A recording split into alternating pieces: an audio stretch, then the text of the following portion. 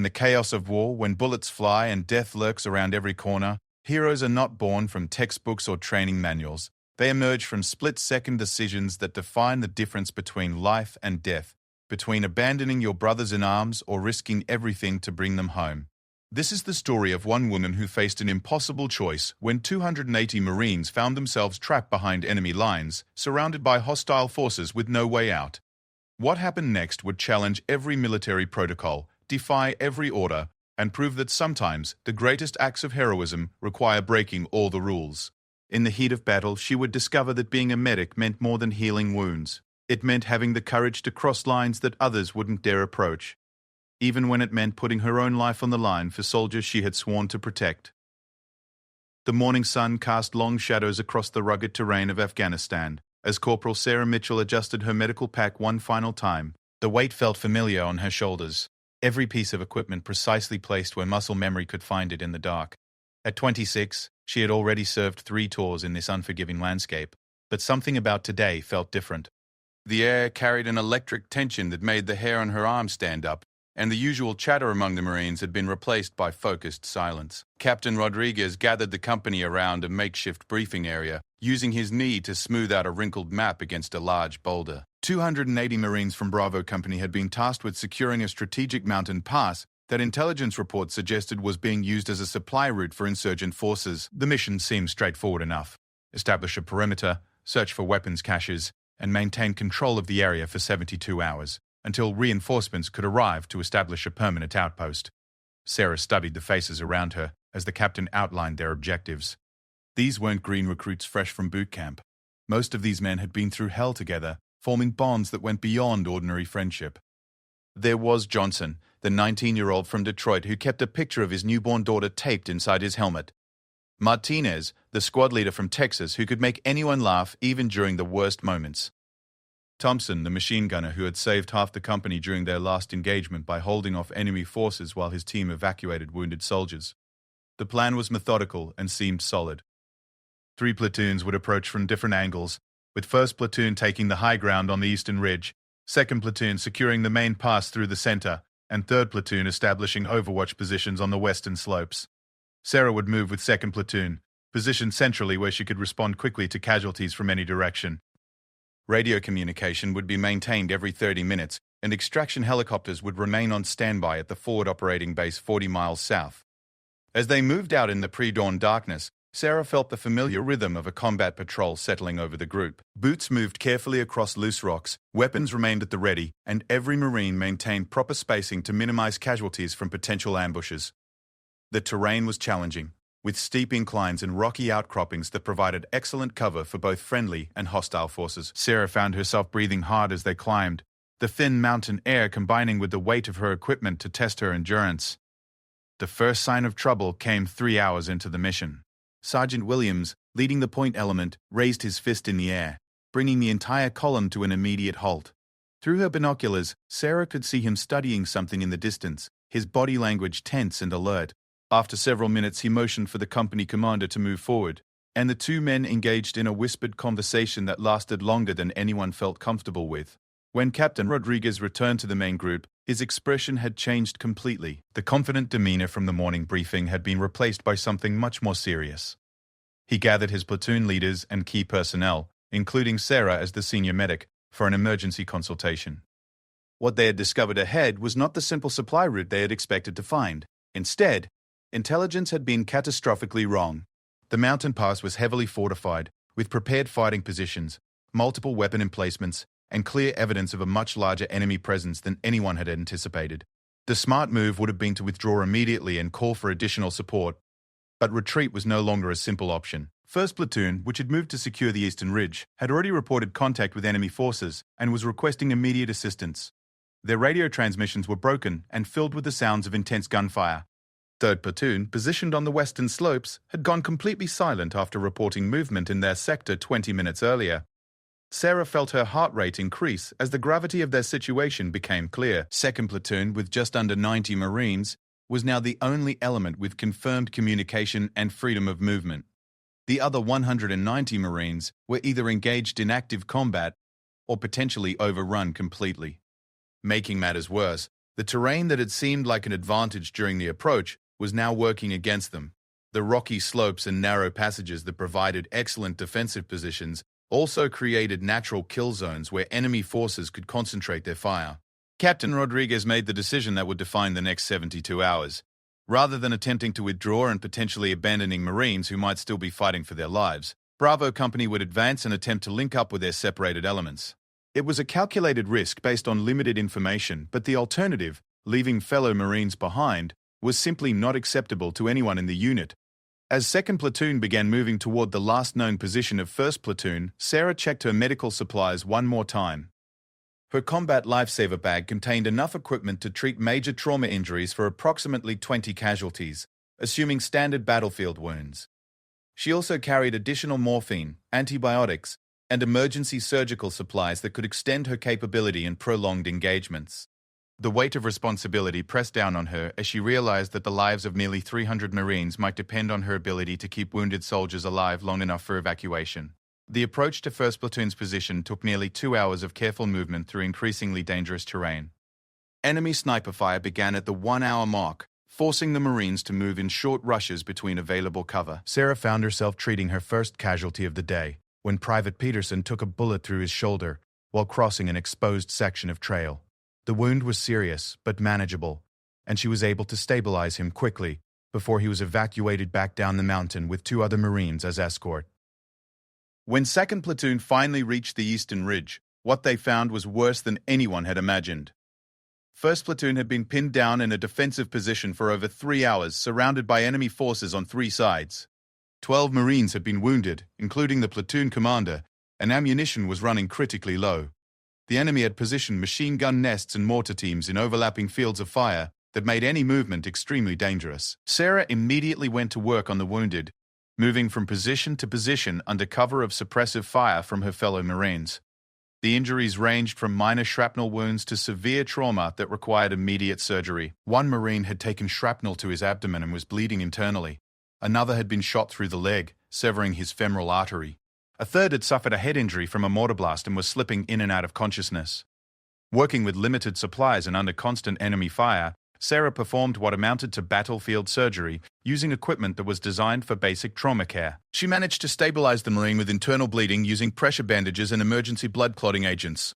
The leg wound required her to perform an emergency tourniquet application and vascular repair using techniques she had learned in advanced combat medical training but had never been forced to use under such extreme conditions. As darkness began to fall on the first day, the tactical situation continued to deteriorate. Radio contact with 3rd Platoon remained completely lost, and attempts to reach them by sending scout teams had been unsuccessful. Enemy forces appeared to be reinforcing their positions rather than withdrawing, suggesting that Bravo Company had stumbled into a much larger operation than a simple supply route. Intelligence reports from drone surveillance indicated that additional enemy fighters were moving into the area, potentially increasing the hostile force strength to several hundred combatants. Captain Rodriguez called together his remaining leadership for a situation assessment that painted a grim picture. Bravo Company now controlled 2 defensive positions on the Eastern Ridge, but remained cut off from higher headquarters and unable to link up with 3rd Platoon.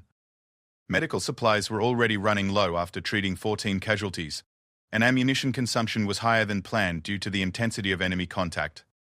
Most critically, the planned extraction by helicopter was no longer possible due to enemy air defense capabilities that had not been anticipated in the original intelligence assessment. Sarah found herself facing a reality that her medical training had prepared her for, intellectually, but never emotionally. She was responsible for keeping wounded Marines alive in a situation where standard evacuation procedures were impossible. The nearest medical facility was over 100 miles away, accessible only by helicopter or a multi-day journey through hostile territory. Her supplies would last perhaps another day if casualty rates remained constant, but any increase in fighting intensity would quickly exhaust her ability to provide effective medical care. The night brought little relief from enemy harassment. Mortar rounds landed sporadically around both defensive positions, and sniper fire continued whenever Marines attempted to move between positions. Sarah used the darkness to move between wounded Marines, checking on their condition and adjusting treatments as needed. The Marine with the head injury had stabilized but remained unconscious. The abdominal wound was holding, but she knew that without proper surgical intervention within the next 24 hours, infection would likely set in. As she worked through the night, Sarah began to understand that their situation was rapidly moving beyond a standard combat engagement. The enemy appeared to have anticipated their arrival and prepared an elaborate trap designed to isolate and destroy the entire company. The terrain that had seemed advantageous was now working completely in favor of the hostile forces, who demonstrated intimate knowledge of every trail, ridgeline, and defensive position in the area. By dawn of the second day, the reality of their situation was undeniable. Bravo Company was surrounded, cut off from support, and facing an enemy force of unknown size that showed no indication of withdrawing. Medical supplies were running critically low, ammunition was being rationed, and several of the wounded Marines required medical attention that was beyond Sarah's ability to provide with field equipment. The decision that would define everything that followed was beginning to crystallize in her mind, though she had not yet found the courage to voice it aloud. The second day brought a crushing realization that shattered any remaining hope for a quick resolution. As Sarah moved between the wounded Marines at first light, checking vital signs and changing bandages with increasingly precious supplies, the sound of helicopter rotors in the distance sent everyone's spirits soaring for exactly 30 seconds. The aircraft appeared on the horizon, flying low and fast toward their position. But before anyone could even attempt radio contact, shoulder-fired missiles streaked up from hidden enemy positions. The helicopter exploded in a ball of orange flame, spinning out of control before crashing into a rocky ravine 2 miles away. Captain Rodriguez closed his eyes for a long moment after witnessing the destruction of what had been their last realistic hope for immediate evacuation. The enemy had clearly prepared anti-aircraft capabilities specifically to prevent helicopter operations in the area. Any future rescue attempts would require significant military assets to suppress air defense systems, and such an operation could take days to organize and execute. For the wounded Marines who needed immediate medical attention, days might as well be years. Sarah felt the weight of impossible decisions settling on her shoulders as she returned to treating casualties. Private Johnson, the young Marine from Detroit with the newborn daughter, had developed signs of infection in his leg wound despite her best efforts to keep it clean. His fever was rising, and without antibiotics, stronger than what she carried in her field supplies, the infection would likely spread to his bloodstream within hours. Corporal Martinez, the squad leader from Texas who had been everyone's source of morale, lay unconscious from a severe concussion sustained during a mortar attack. His breathing had become irregular, suggesting increased pressure on his brain that required immediate surgical intervention. The tactical situation was deteriorating just as rapidly as the medical emergency. 3rd Platoon remained completely missing, with no radio contact for over 24 hours. Scout teams sent to locate them had been driven back by heavy enemy fire, and the terrain made any large-scale movement extremely dangerous. 1st and 2nd platoons, now combined into a single defensive perimeter, controlled approximately 200 yards of rocky ridge line that provided good defensive positions but limited options for maneuver. Enemy forces had spent the night reinforcing their positions and appeared to be preparing for a major assault designed to overrun the Marine positions entirely. Intelligence gathered from captured enemy equipment suggested that the hostile force now numbered over 400 fighters, organized into multiple squads with heavy weapons, mortars, and sophisticated communication equipment. Rather than the loosely organized insurgent group that intelligence had predicted, Bravo Company faced what appeared to be a well-trained military unit with extensive knowledge of the local terrain. Sarah found herself in the impossible position of being the senior medical authority for nearly 200 Marines, while knowing that her ability to provide effective treatment was rapidly approaching its limits. Her medical supplies, designed to support a company-sized unit for 3 days during normal operations, had been stretched beyond capacity by the intensity of combat and the inability to evacuate serious casualties. She had already performed medical procedures that exceeded her training and authorization, making life and death decisions that should have been made by surgeons in well-equipped hospitals. The breaking point came during the afternoon of the second day, when a coordinated enemy attack resulted in 8 additional casualties within a 30-minute period. Sarah worked frantically to triage the wounded, moving from one Marine to another while mortar rounds exploded around the defensive positions. One Marine had taken multiple gunshot wounds to his chest and was bleeding massively from internal injuries. Another had lost his left arm to an improvised explosive device and was going into shock from blood loss. A third had suffered severe burns from a white phosphorus round and was screaming in agony despite the morphine she had administered. Working with hands that shook from exhaustion and adrenaline, Sarah made decisions that would have been unthinkable under normal circumstances. She performed an emergency amputation using combat medical equipment, removing damaged tissue from a Marine's leg to prevent gangrene from spreading to the rest of his body. She conducted emergency surgery on a chest wound, using her combat knife sterilized over a small fire to remove a bullet fragment that was threatening to puncture the Marine's heart. Each procedure pushed her far beyond the scope of her medical training, but the alternative was to watch Marines die from treatable injuries. Captain Rodriguez found her working on the burnt Marine, applying improvised skin grafts made from sterile bandages soaked in antibiotic solution. The captain's face was grim as he knelt beside her, speaking in low tones that wouldn't be overheard by the wounded Marines surrounding them. The situation had moved beyond desperate and was approaching catastrophic. Enemy forces were massing for what appeared to be a final assault that would begin within hours. Ammunition reserves were critically low, with most Marines down to their last few magazines. The conversation that followed would haunt Sarah for the rest of her life.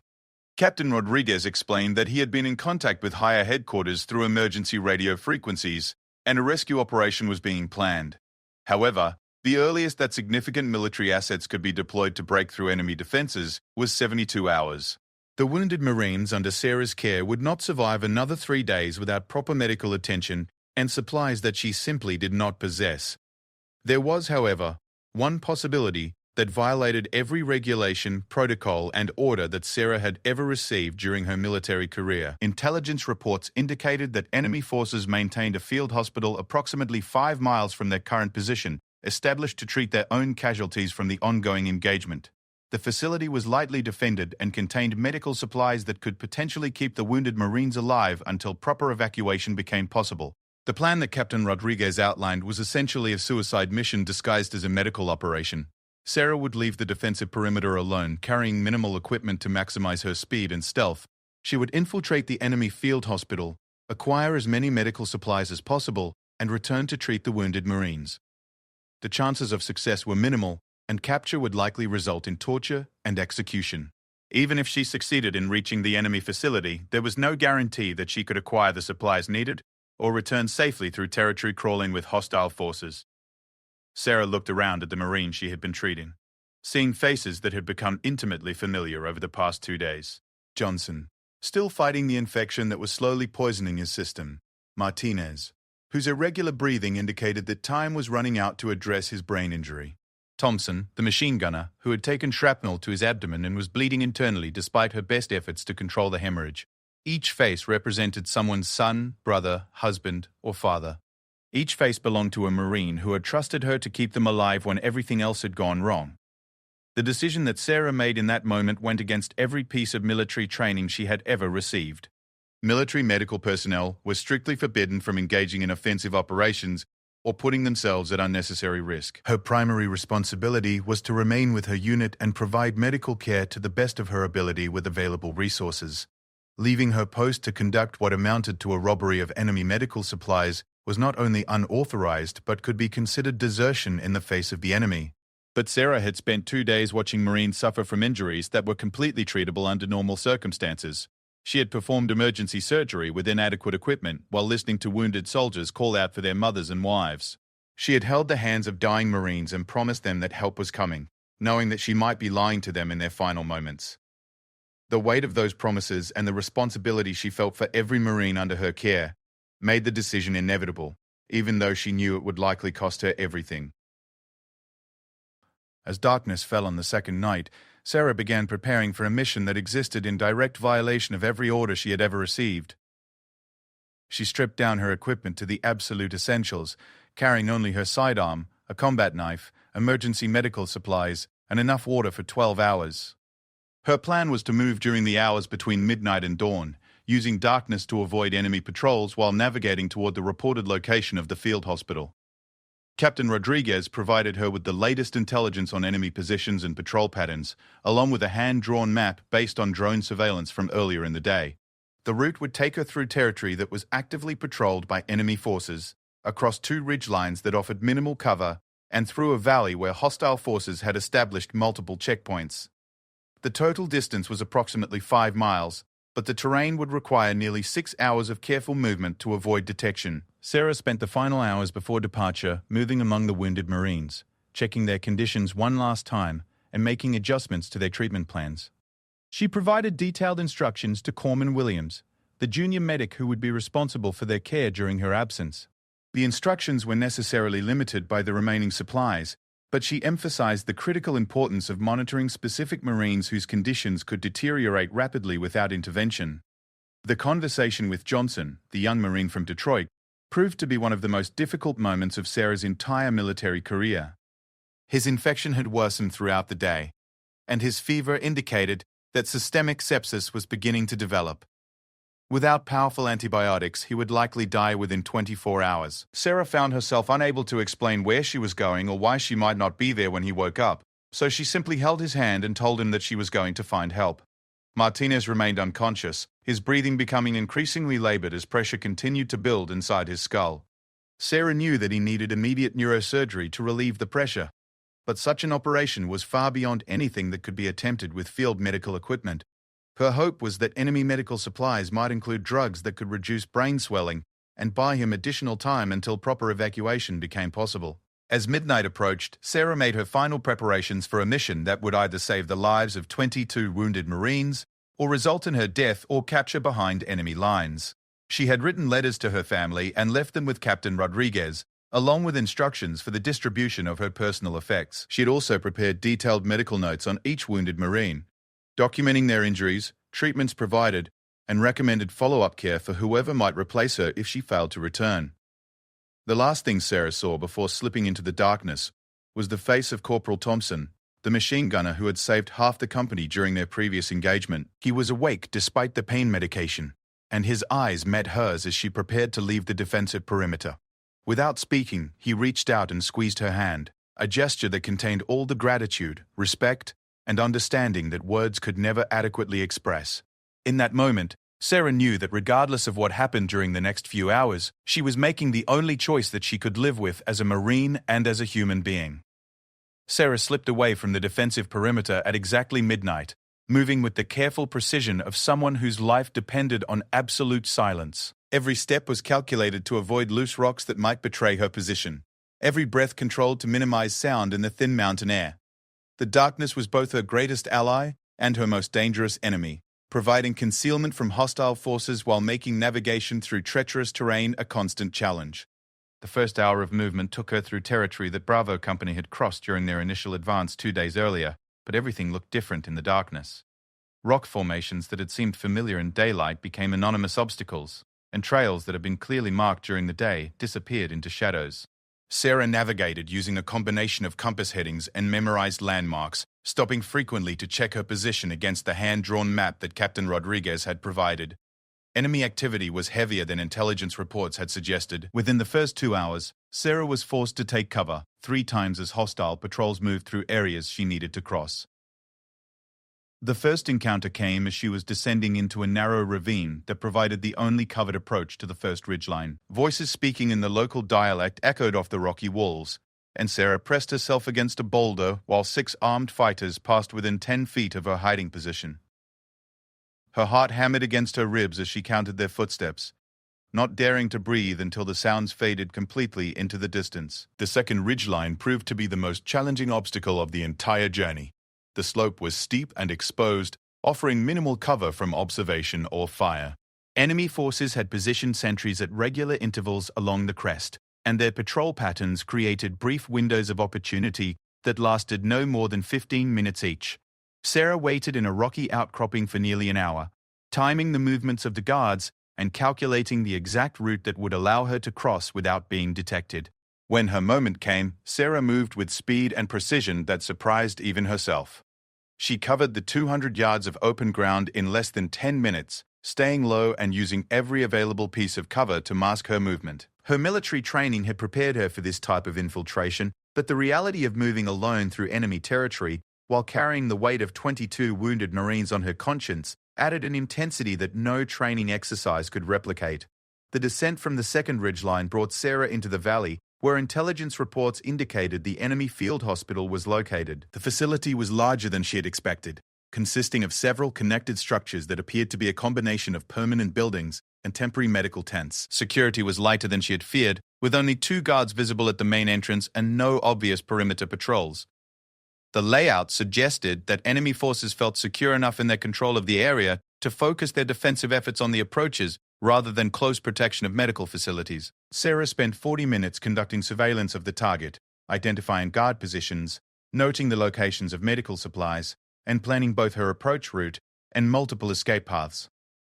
The main medical tent appeared to contain the bulk of surgical equipment and pharmaceutical supplies, but accessing it would require passing directly through the compound's central area. A smaller tent on the perimeter housed what appeared to be basic medical supplies and might be accessible with less risk of detection.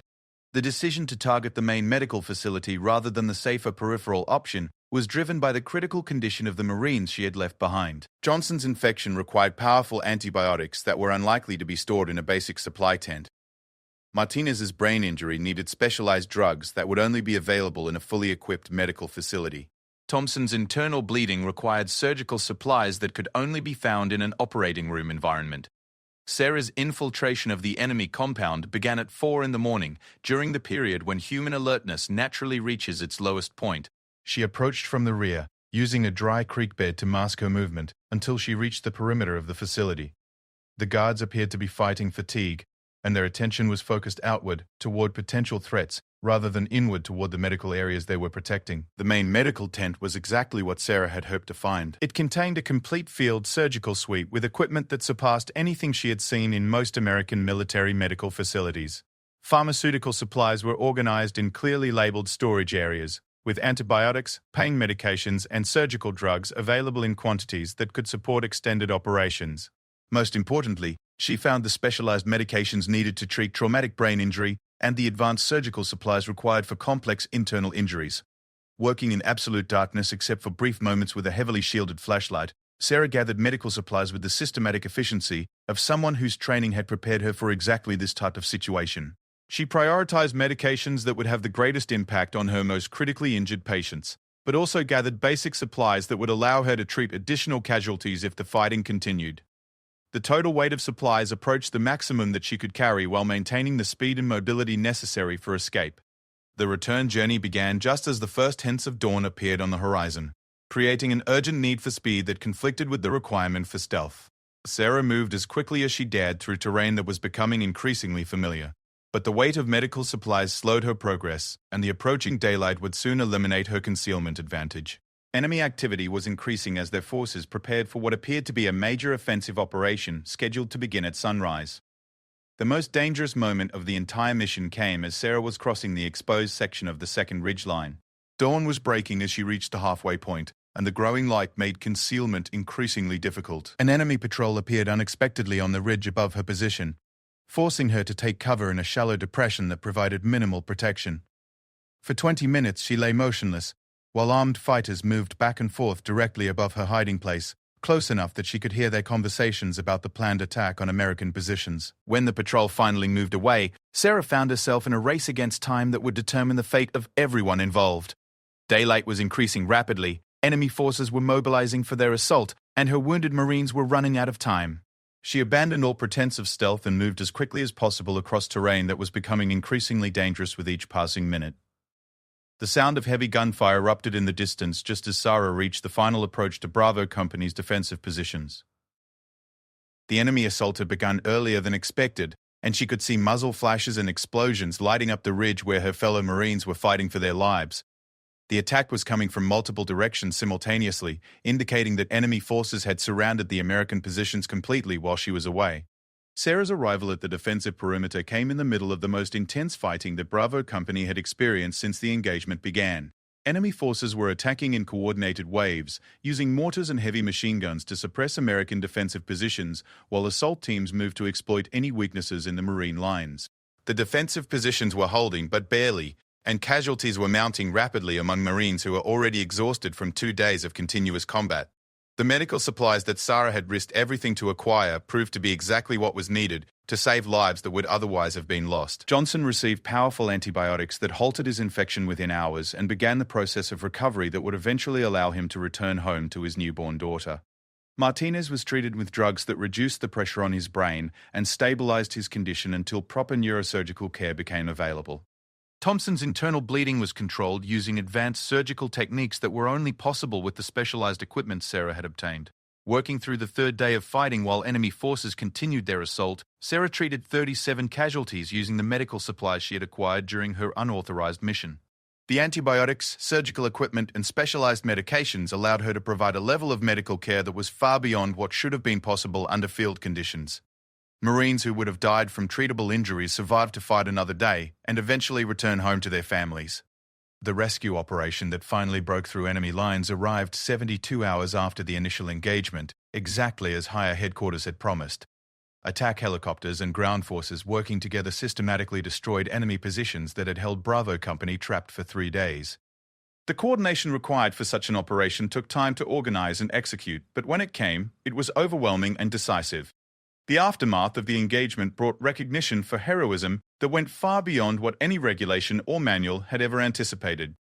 Sarah's unauthorized mission to acquire enemy medical supplies had violated multiple orders and regulations, but it had also saved the lives of Marines who would not have survived using conventional medical procedures. The investigation that followed her actions concluded that while her methods were unorthodox and technically unauthorized, her decisions had been justified by the extraordinary circumstances and the results achieved. Captain Rodriguez's recommendation for Sarah to receive the Silver Star, the nation's third highest decoration for valor in combat, was approved without debate. The citation read, in part, that Corporal Mitchell had displayed conspicuous gallantry and intrepidity in action against an armed enemy, and had risked her life above and beyond the call of duty to save the lives of fellow Marines. What the citation could not adequately capture was the moral courage required to make decisions that went against everything she had been taught about following orders and staying within authorized boundaries. The broader impact of Sarah's actions extended far beyond the immediate tactical situation. Her willingness to cross lines that others had not dared to approach demonstrated a level of commitment to her fellow Marines that redefined what it meant to be a military medical professional. The techniques she had developed during the engagement, combining field medicine with improvised surgical procedures, became part of advanced combat medical training for future military medics. The Marines of Bravo Company returned home to families who would never fully understand what had happened on that mountain ridge in Afghanistan. Johnson's daughter would grow up hearing stories about her father's service but would never know how close she came to growing up without him. Martinez's wife would notice the scar on his head but would never realize that her husband's survival had depended on a young medic's decision to risk everything for people she barely knew. Thompson's mother would receive a medal in recognition of her son's heroism, but would never learn that his life had been saved by medical supplies acquired through methods that violated every regulation in the military medical handbook. For Sarah, the recognition and medals could never adequately acknowledge the weight of decisions that had defined 3 days when everything that mattered hung in the balance. She had learned that being a medic meant more than following protocols and procedures.